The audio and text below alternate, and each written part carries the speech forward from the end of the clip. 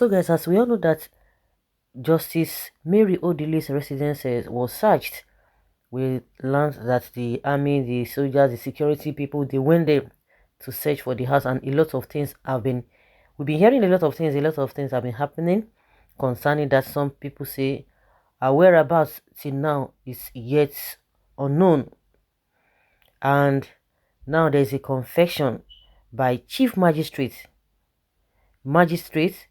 saying that Malami fooled me into signing warrant for Justice Mary Odili's residence.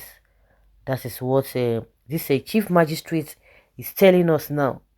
Chief Magistrate Emmanuel Iyana of Wuse Zone 6 Magisterial Division in Abuja has admitted that he was lied onto signing a search warrant for the residence of a third Supreme Court jurist by the Federal Ministry of Justice under Attorney General Abubakar Malami.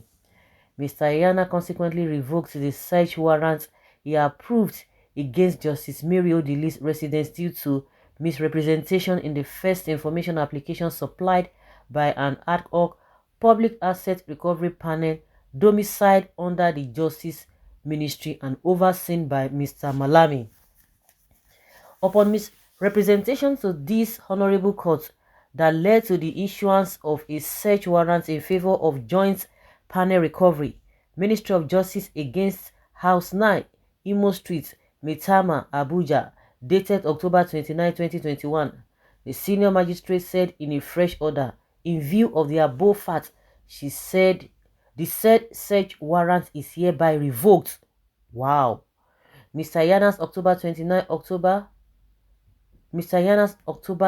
order came hours after People's Gazette reported that armed operatives have tried to breach the residence of Mrs. Odili on Imo Rivers Street in Maitama. Officers had arrived at the residence bearing a warrant that was issued based on whistleblower information from Aliyu Umar, an Abuja resident. Mr. Umar had deposed on October 13 that there was illegal activities going on at number 9 Imo Street, Maitama, that should warrant immediate action from the law enforcement. The whistleblower also said in court, filing that the tip-off was supplied to the Economic and Financial Crimes Commission. This prompted Mr. Iyana to issue a warrant on October 29th for the property to be searched. Subsequently, operatives mobilized to Mrs. Odili's house based on the warrant, seeking to forcibly search it in the evening of October 29. The same day a warrant was approved. As sources said, the Supreme Court jurist rejected the move to search her residence because she had no pending issues with anti-graft agencies. Mrs. Odili also argued that the warrant was not meant for her residence since she lives at number 7 Imo River Street, Maitama, and not number 9 Imo Street, Maitama. As stated in the warrant, the operatives nonetheless laid siege on the residence for hours. Even though the whistleblower stated in court filing that he provided his findings to the EFCC, and one of the operatives had told the Gazette that EFCC led the operation, the anti-graft office denied playing a role in the operation.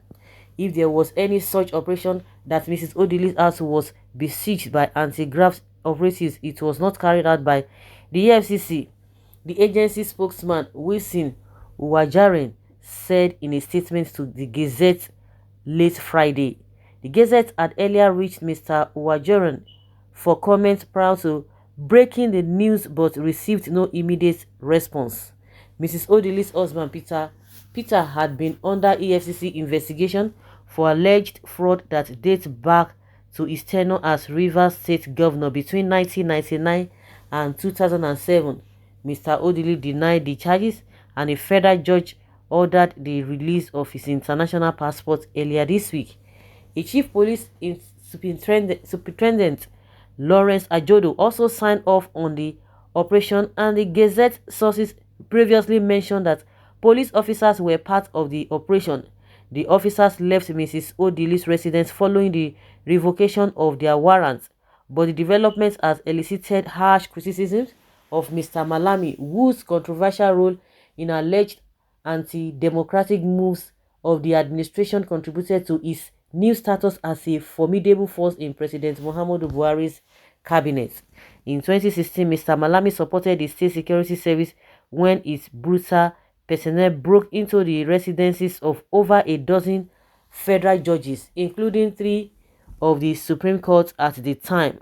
The Attorney General also recently proposed suspension of the Nigeria Constitution and declaration of martial law in order to restore peace in volatile parts of the country.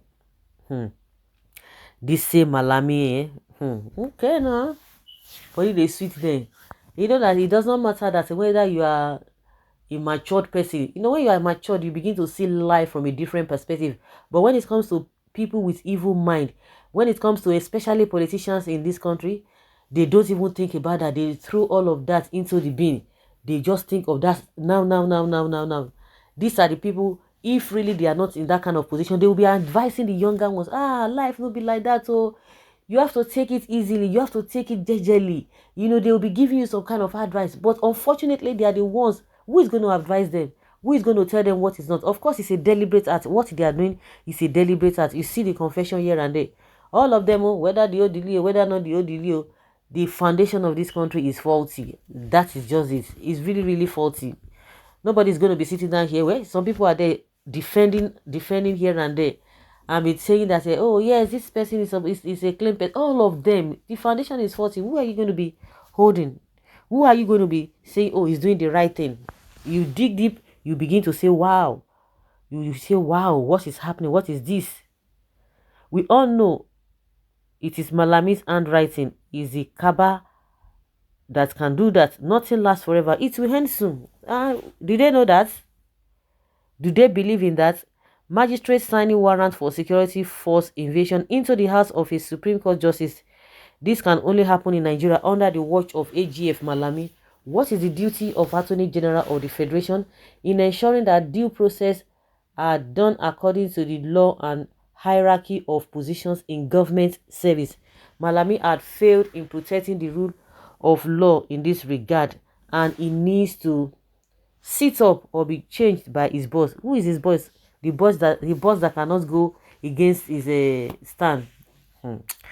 It's really, really unfortunate. Very, very insane society by now. Malami should have been relieved of appointment. Charge and bail lawyer may not even do a lot of what this man is doing, but with nepotism and ethnicity allow Buhari to see anything wrong in this time. That is if he knows. You know, you can only do something when you know, when you are aware of something. But if you are not aware, you are ignorant. He doesn't even see anything wrong in whatever that is happening. So guys, let's hear your opinion and have your take on this.